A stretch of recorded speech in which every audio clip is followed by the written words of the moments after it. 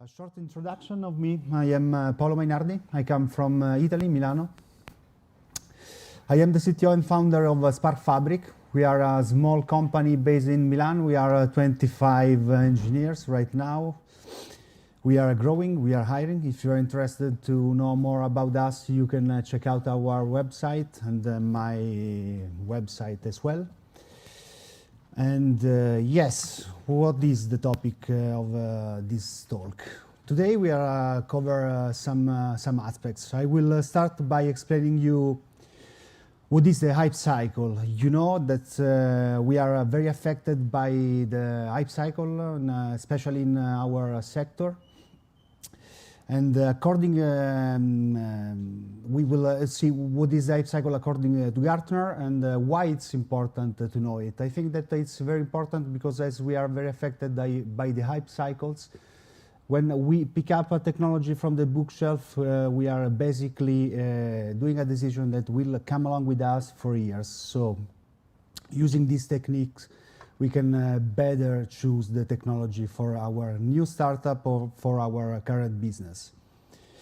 Then I will review some basic serverless concepts, talking about functions, backends, and container as a service, and so on. To finish, I will try to mix what is serverless and what is Kubernetes and how to make them work seamlessly. And you know maybe that Kubernetes it's very strongly binded with infrastructure where it runs, and the concept of servers. So we will see how to implement the serverless paradigms on something like that. As you can see here, the hype cycle, it's a branded graphical representation developed by American research information technology firm Gartner. Maybe you already heard about them for their famous reports, which is the magic quadrants of cloud providers. And is here to represent the maturity, the adoption, and the social application of emerging technologies through 5 main phases.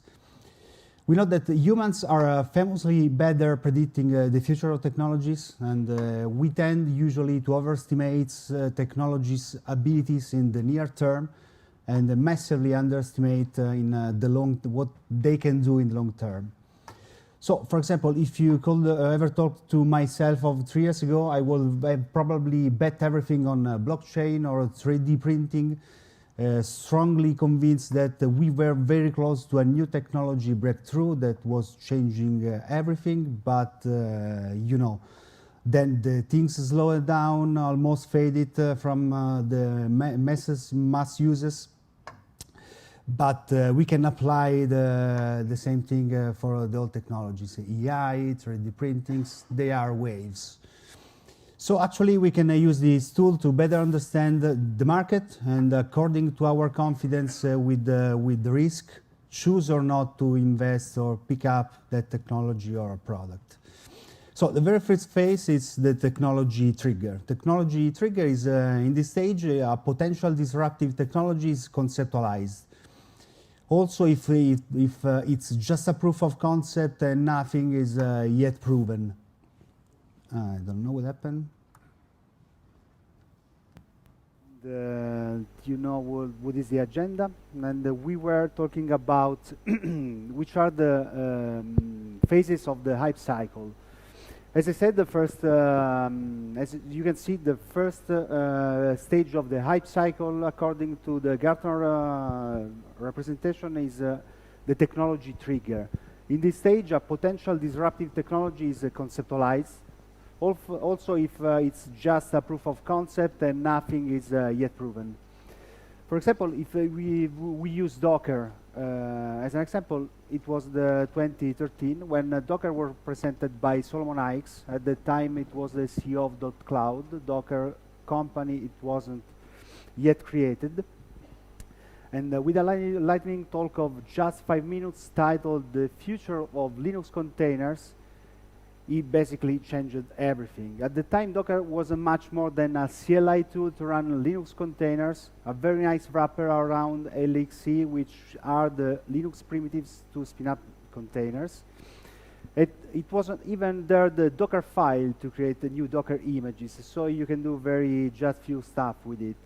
But it's exploded. You know what happened next? In just 5 minutes, the talk basically changed everything.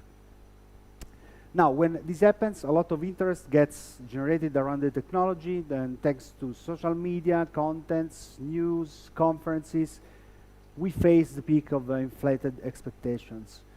In this stage, we are over the early adoption. The early publicity produced a number of success stories, but also a lot of failure ones. Using the Docker analogy again, the first releases of Docker was clearly ready to run production workloads, but a lot of users did it, and this generated big waves of negative press of failure stories, causing stress and disillusionment around the containers, around Docker, saying that the product it was ready. But even though they always clearly state on that side that Docker was not yet a stable product. This negative press lead us to the trough of disillusionment. In this stage, the curve of hype cycle begins to descend until there comes a point when the media and press totally abandon the topic and the technology and the interest start to go off. This happens in most of the cases where the technology doesn't fulfill the hype or looks like it's not really capable to solve what promised at the beginning. Some producers are unsuccessful and fails, others start to drop the products. And this is also the phase where investments continues just for the surviving company that are still capable to improve their products, to improve the technology, to satisfy the early adopters. Then we face, if we can survive, we face a slope of enlightenment.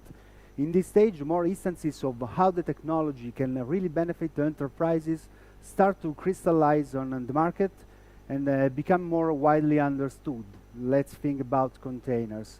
We know now that we can really scale our applications, our workload, thanks to the use of containers.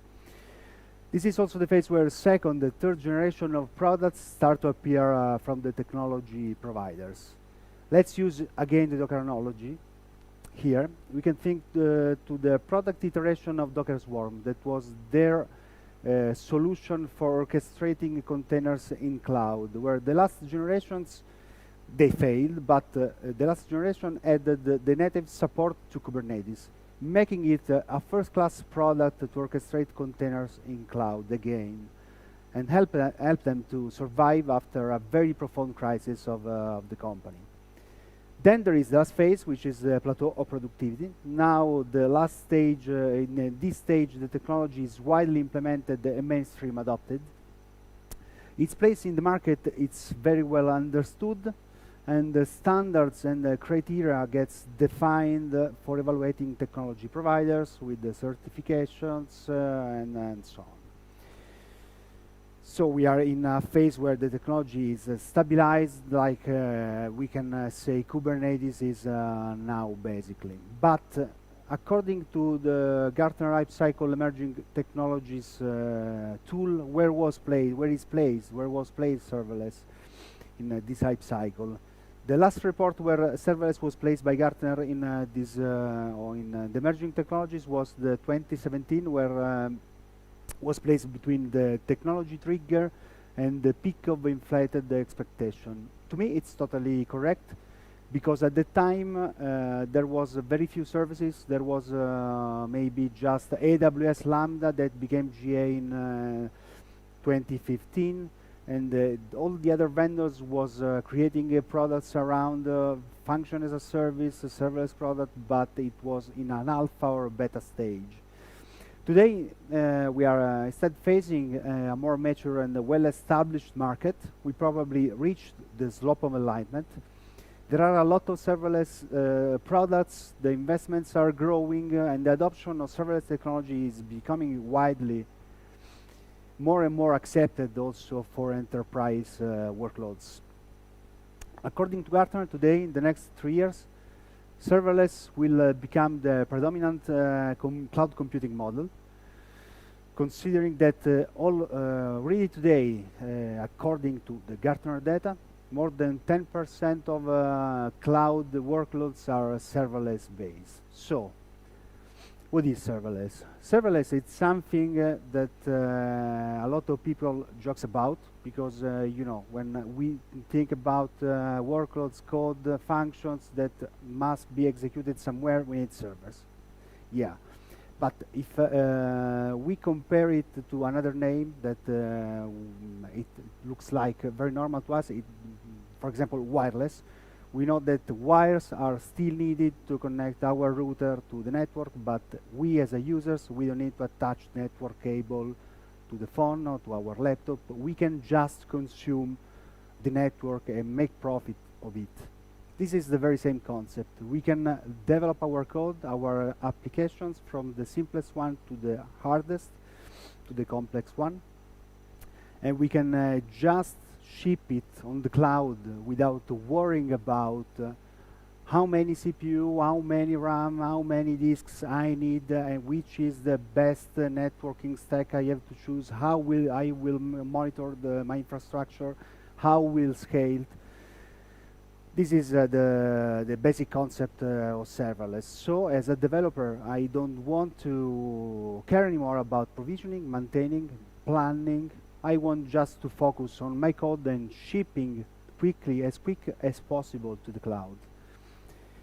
So this is the CNCF standard definition of what is serverless. It's serverless computing refers to the concept of building and running applications that do not require server management. As simple as that. So, as Kelsey Tower said one time, when we have a great idea, the last thing we want to do is tap the infrastructure to run it. This is quite huge, because building software, it's an act of creativity, and should be sustained in all the ways possible. And also, everything that can help me to reduce the time to market is helping my business, and help me to just focus on the business value I'm proposing to my users, and it's pure gold at the end.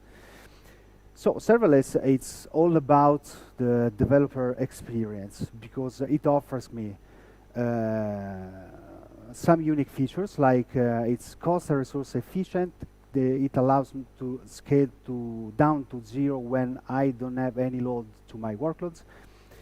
I can use a model which is the pay-as-you-go. If I'm using a lot of services, if I have a lot of loads, a lot of traffic to my new super application, I will pay just for the time in seconds that I will consume of that service. I don't want to pay, I will not to pay anymore for idle service doing nothing. Then it's capable to support the automation and supporting my full dev cycle from my development environment to the build environment to the CI to the prod, and it's capable to automate all the aspects that are around an application deployed on the cloud, like make it scale it, how to handling the failures, and how to recovery on from that. So when we think about serverless, basically we think to the function as a service. Maybe you already know this this term, which is sold a lot from the cloud vendors. Maybe you know AWS Lambda, which is basically functions and events. Functions that are a piece of code usually written in JavaScript, but we will see later that you can develop in several languages to perform a specific task. Then there are events, which is a response to something that happens in the cloud, like, for example, an HTTP call or a file loaded in a bucket or a new entry stored in a database that triggers the functions to do something. So let's see some very simple use cases. They are just a bit more advanced than the Hello World, just to make you understand what is, which are the use cases, simple standard use cases of serverless, of function as a service in this case.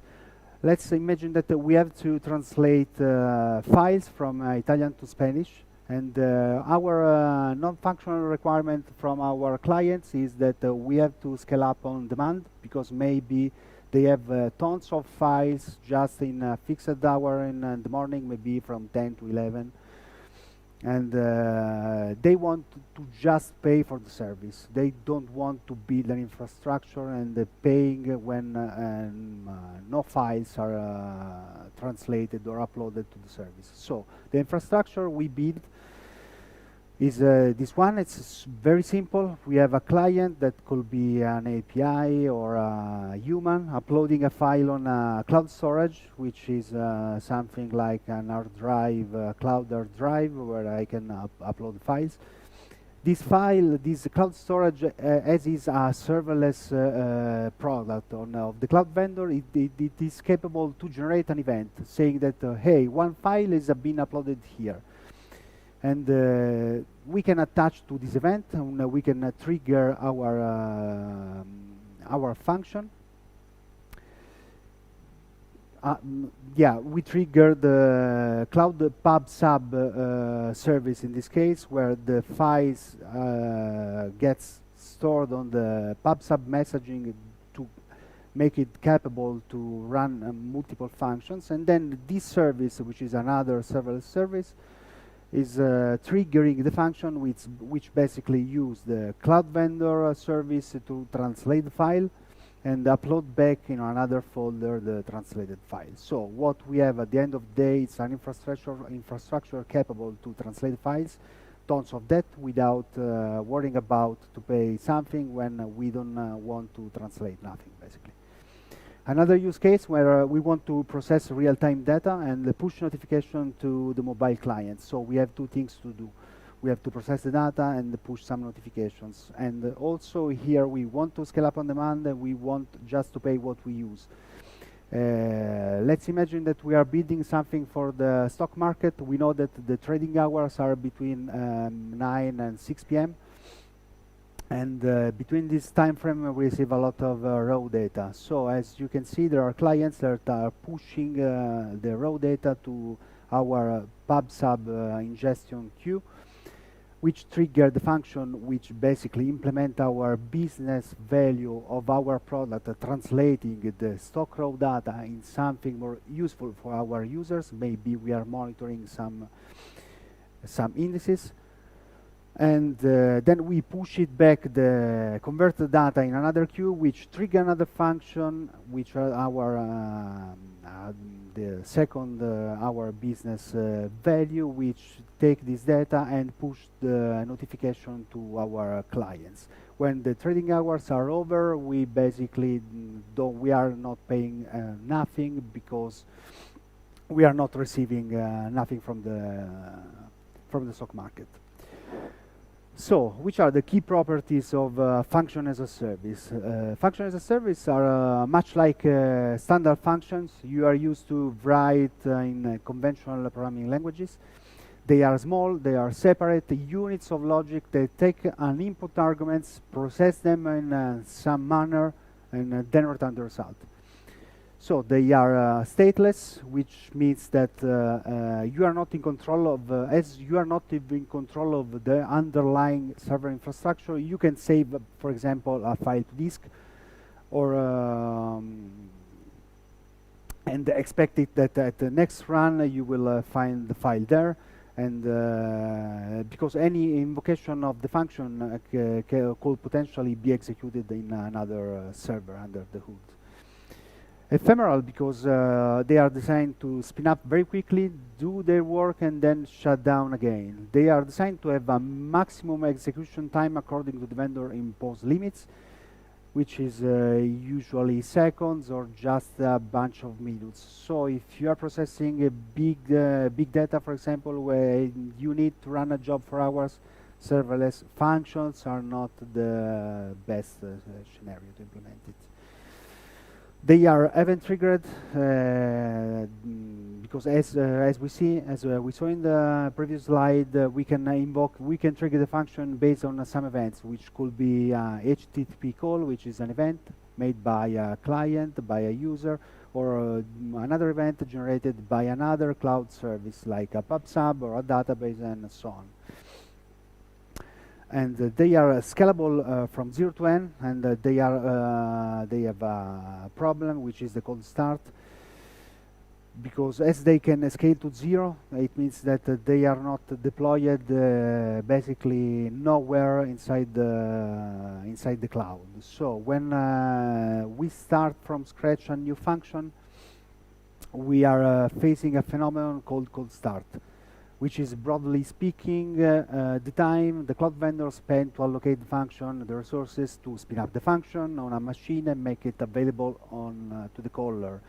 You can imagine the time you spent when you must run a new Docker container, when you must pull it, and then you must run it. This is basically roughly the time the vendors have to spend to run the functions.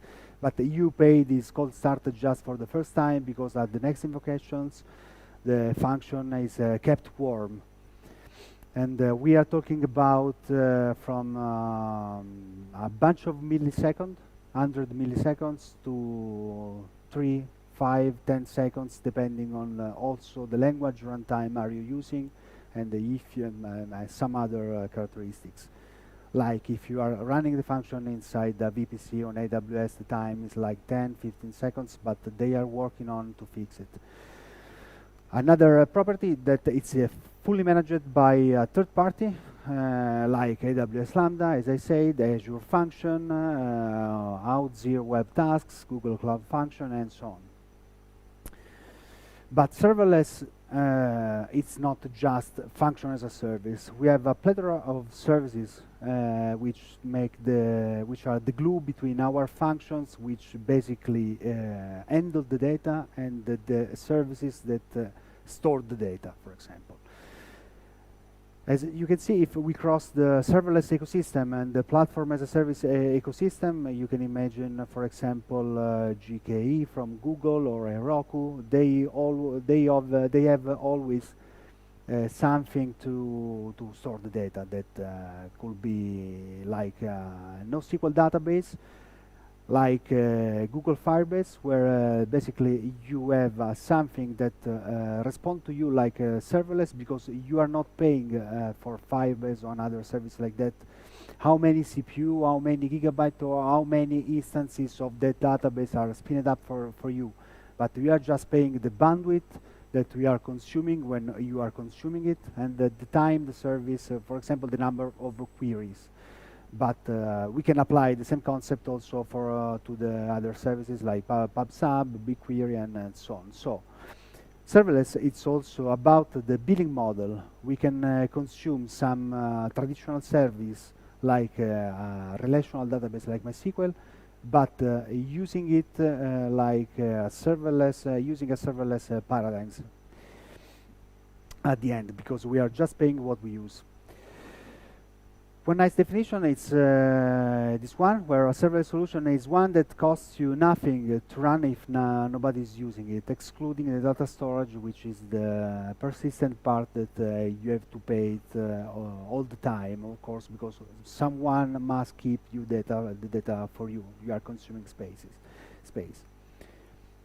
So to recap, what is serverless? Serverless is something that requires no servers. It's idiomatic, that allows me to use the power of my tools without any kind of modifications. For example, I don't want to be forced to use a particular PHP libraries or a particular Node.js runtime. I want to exploit all the power of my tools. And it's event-driven. I can. It's capable to generate events from all the services involved in order to make the architecture respond to some events. And it's free of lock-in, so I can write a function that is capable to run on AWS Lambda, and I want to take it as is and deploy it in another server like Google Cloud Function, or spin up that function on my laptop. This is in an ideal world what is serverless. But today on public cloud, the situation is a bit different, because we have a limited runtime language support. We can, for example, deploy a Ruby function on the public cloud function as a service, and the vendor usually propose a proprietary mechanism to package and deploy the function. And then there is the lock-in, because the event format between the services it's proprietary, and the run times where I run the functions is some way locked in. Because, for example, if I want to add a new extension to a PHP function as a service runtime, I cannot do it. Yeah, that's it. It's not really the case, because with AWS or other services, you have some mechanism to add some custom libraries to the runtimes, but yeah, they are not officially supported. So let's see what is the lock-in. Starting using an example, we implemented super complex application, as you can see, that is capable to convert CSV file to JSON. We implemented for GCP. So we are capable to receive these CSV files from pub sub queue, and using a functions to convert it and give them this JSON to our user. Then our marketing team comes to us and say, okay, we sold this solution to another user, but they are not using GCP, they are using AWS. Perfect. We can select the same services on AWS. Instead of cloud storage, we use S3. Instead of PubSub, we use SQS. They are the very same service. And we reuse the cloud functions we implemented in Google Cloud Functions. So we run the code, everything is broken. Why? Because as you can see here on the left and the right side, this is the event we receive from the two vendors. The left one is from AWS, the right one is from Google Cloud. They are totally proprietary. So to solve this, we have to implement something like event processor capable to take all the proprietary event formats and convert in something standard. We must define our standard to process the function. So we have to implement a new layer of our application, and we have to extend our initial cloud function to support it. But we don't have to invest a lot of time creating a new standard, because a standard exists, which is cloud events.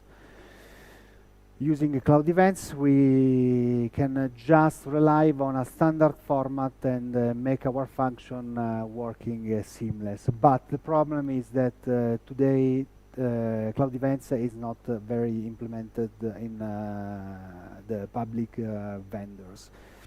But the cloud events, it's a specification. It's just a specification for describing event data in a common way. It's a project created by the CNCF.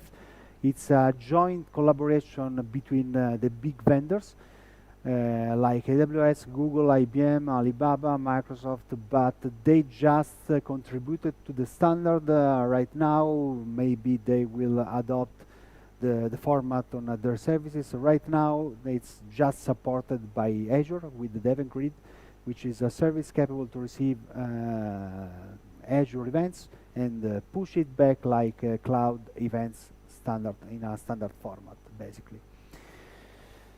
Well, so the question is, why serverless on Kubernetes? Because we want to, as developers or as operators, we want to rely on the same very cool features of developing application using serverless, but using also the extensibility and the power of Kubernetes and containers. Let's see what is the developer experience on Kubernetes today. We start to write the code, we finish to write it, and we want to push it in the cloud. So we write the code, we build the Docker image, we push the Docker image to a registry, we are forced to do it. We must write tons of YAML manifest to deploy it. And then we must apply it, hoping that everything will be fine, basically. As you can see, any step we add to the writing code and shipping it, it's a waste of time, basically. What we want to do is just write code and ship it to the cloud as developers. So, developing on Kubernetes is not easy. It's not the right abstractions for end developers, because we have to know a lot of APIs. We must know what is a deployment, what is a service, and we are dealing with networks. We must know what is an ingress, what is an HPA. We have to choose the monitoring solution. We must secure the communications between the services. There are a lot of moving parts laying around between our code and the infrastructure. So, but for everything I said now, it's a great platform to build a platform as a service on top of it because of that primitives and its extensibility. So let's imagine that we want to build a serverless experience on Kubernetes. So let's see which are the parts we will need to implement it if we want to by ourselves. We need something to wake up workloads on a request, like it works like the functions, basically. We don't want something that is running all the time somewhere. We want to trigger an event and create the service just when we need it. Then we need something to scale up and scale back to zero our workloads, like the functions. And something also to turn our code into a container to skip all the boring parts of writing the Docker file, building it, pushing it in our register, and so on. And an eventing system capable to have configurable sources and subscriber, which will be our functions. But we don't need to implement by ourselves all these kind of things, because it will require millions of dollars, maybe, and a team of 50 engineers. We can just rely on Knative. Knative is a Kubernetes-based platform to build, deploy, and manage modern serverless workloads based on containers. And it offers features like scale to zero, auto-scaling, and an eventing framework. It's a project born in Google, and they release it as open source like they did for Kubernetes. And it attracted a lot of interest between the community and also from the big companies like Pivotal, SAP, Red Hat, IBM. They are creating products based on Knative, or they already created a product based on it. So let's see which are the Knative building blocks. We start from the platform. The platform is based on Kubernetes, and it's all primitives plus a service mesh. Service mesh, it's a teeny layer between our services. It's a network-defined software layer that allows us to do things like upgrading the connection from raw to secure using MLTS automatically. We don't have to implement it. We can define advanced traffic routing between the services and so on. What it happens inside Kubernetes, it's a proxy. Mainly, it's like a sidecar proxy between our services.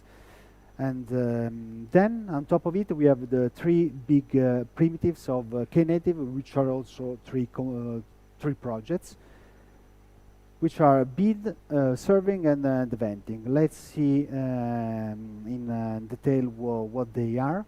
Knative serving, basically, it's one of the main components. It allows us to do a lot of nice things like scale up and scale back to zero.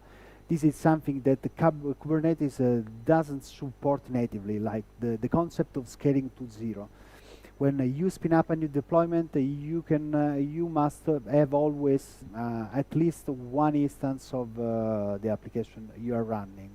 So it's extending the behavior of Kubernetes, allowing it to scale up to zero, to scale down to zero. Sorry. Then, thanks to the service mesh, we have a fine-grained traffic routing. We have automatic metrics and telemetry between our services. Also, also in this case, thanks to the service mesh. And we have a point-in-time snapshot of code and configuration, creating a sort of service revisions. This is quite nice because we can deploy, for example, multiple concurrent services, and we route the traffic between 80% to the old one and 20 to the new one. If everything is fine, we can switch all the traffic to the new one. We can inspect a lot in how the traffic, the load is coming inside the services, and decide how to route the requests based not just on the number of revisions we have, but also, for example, by inspecting the headers in the request. Let's see how we define a new application inside Knative. As you can see, we are just, maybe if you are familiar with Kubernetes, everything is must be done in YAML. That's why a lot of people jokes about when you work a lot with Kubernetes, you became a YAML engineer. But here we are basically with 15 YAML lines. We are defining a full application stack, basically replacing deployment, the service, the ingress. We are just saying that we want to run a new service, which is not a Kubernetes service, as you can see, because we are relying on the API from Knative.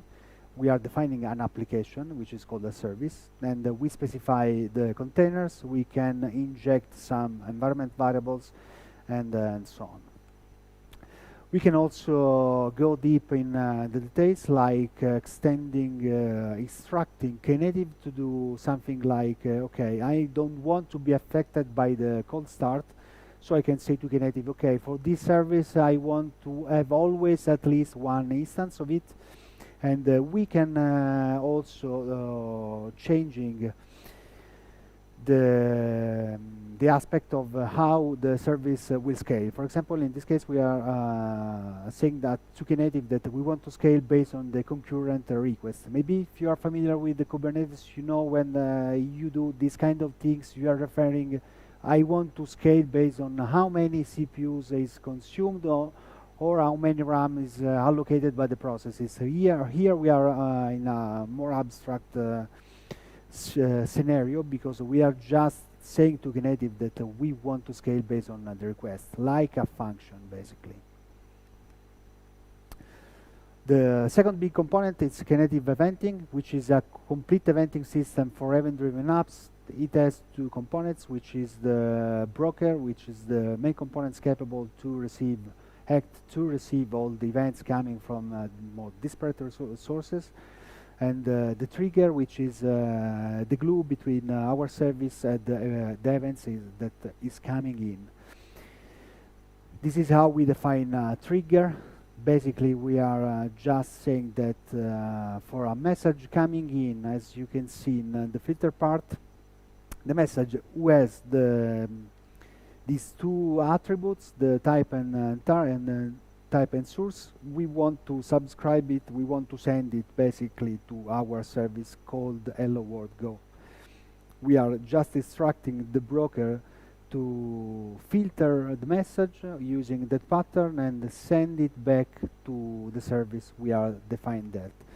We can just, as you can see, basically it's just HTTP message to the broker with some cloud events header, standard headers, and the message, the content of the message that we want to send to the service. We can also, of course, we will use in a real production, real business scenario, someone that will generate the message in an automatic way, but as you can see, for the sake of simplicity, that is the message that is coming to the broker, that will come to the broker and coming to you, to your service. So the third component is Knative Bid, but there is a problem because it has been deprecated some releases ago, because they say that bidding the image, the source to image, it's a so big, broader topic that it requires a new its space and a new project. And they choose to close it, and the community took the project and created another project which is called Tecton Pipelines. Tecton Pipelines, basically, it's born from the Knative Bid component. They rebranded it, they created a new community around it, and they extended it, of course. This project, it's not only there to provide something to bid the Docker image in a simpler way, but it aims to provide something to declare CI/CD pipelines using the Kubernetes style definition. Then another nice aspect that the build can run completely within Kubernetes using projects like Canico and BuildKit, so we don't strictly forced to use the Docker daemon, which has some security problems because you need a daemon. It needs to have the root access and so on.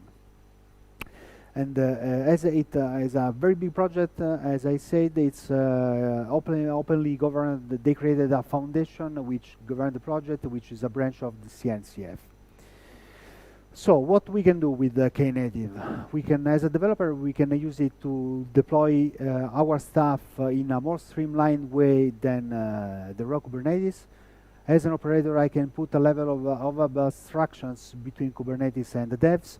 And also, I have for free the fact that I can keep the costs under control because the workloads can scale to 0. So I will consume less power, I will consume less virtual machines, and so on.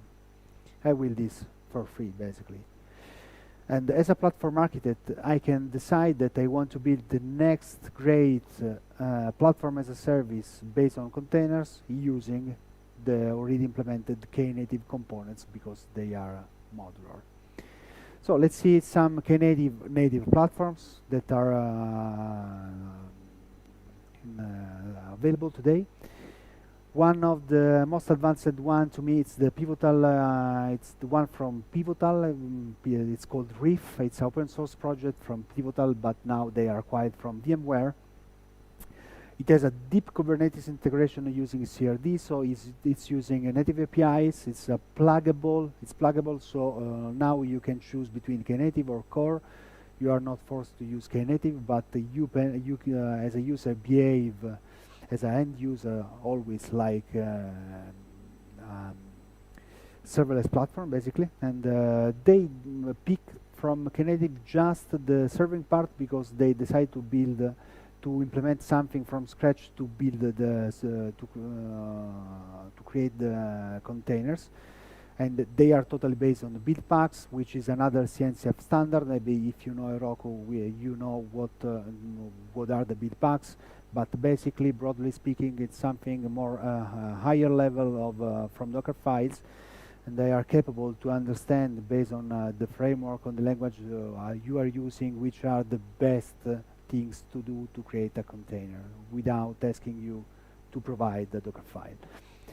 And another good point that they have a CLI tool to manage the entire life cycle. This is gold because when we are developing, we need a lot of small things, and if we can do it using a streamlined command line, it's super cool. Then there is another project, of course, which is backed by Google. Knative, it's a project born from them.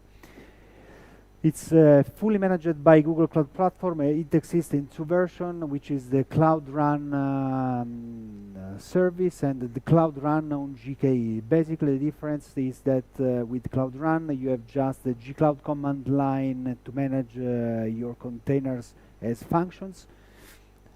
And you know that underlying Knative is working. If you expect the YAML generated, you can see it, but you cannot interact or change the Knative behaviors. You take it what the service offers, basically. But if you want to go more advanced, then you also you have a GKE cluster. You can decide to ask to GCP to install Google Cloud Run on your cluster. And basically, what you have at the end of the day, you have a Knative plus Istio installed and managed by Google into your cluster.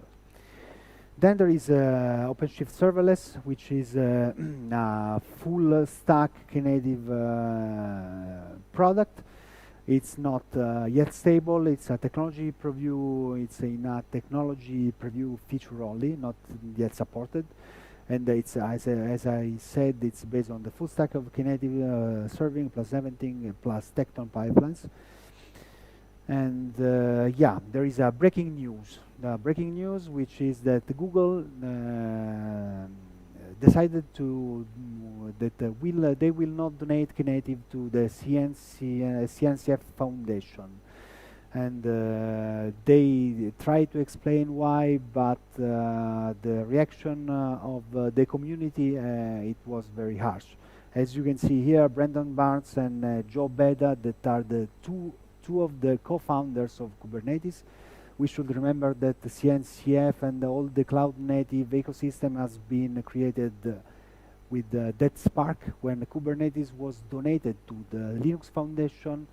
I think 6 years ago, they decided to create this big community of developers and operators, promoting the open governance and creating what we today call Knative.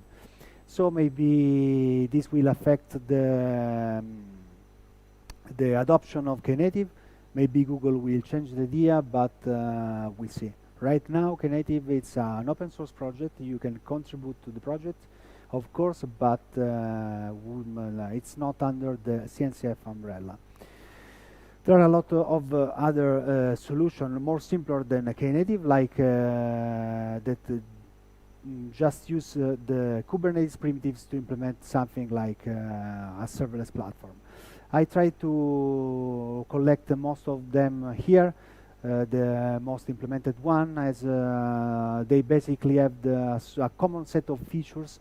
Most of the projects are older than Kubernetes, like OpenFast, which is a project by Alex Ellis, which I guess, if I'm not wrong, was created at the time of Docker Swarm, then integrated Kubernetes. It's a very nice project.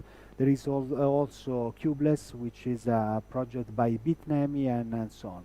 They have they are much lighter than Knative if you install it on your cluster.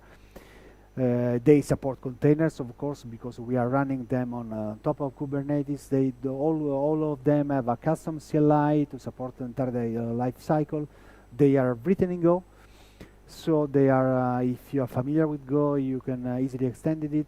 We know that Docker and Kubernetes are based on that, so it's quite easy to glue this service with Kubernetes, with the Kubernetes API, for example. And they are backed by big vendors, Oracle, VMware, so they are not there to disappear very, very soon.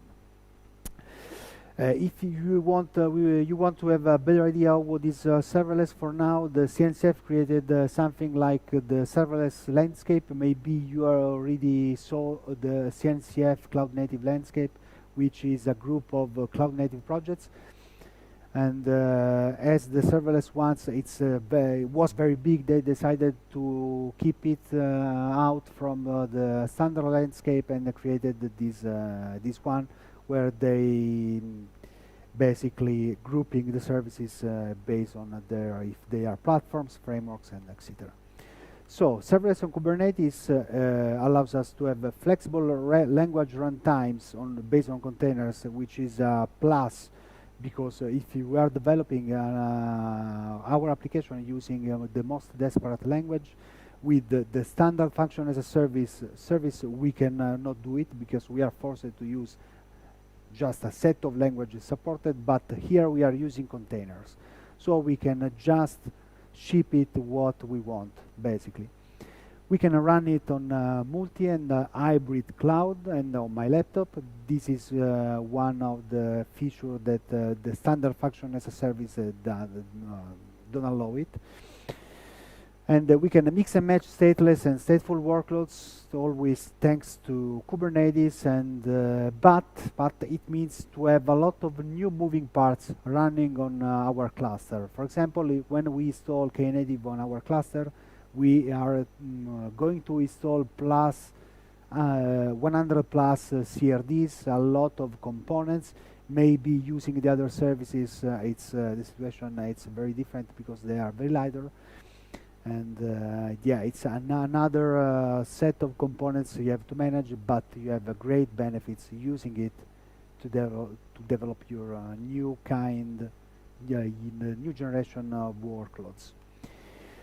So in the cloud platform, I think that in the next few months, here's the Kubernetes paradigms and the serverless ones will converge, and will be much easier to using Kubernetes to as the new operating system platform to build our next generation of applications, and maybe we will say to Kubernetes to just run the code instead of running the containers and so on. Muchas gracias.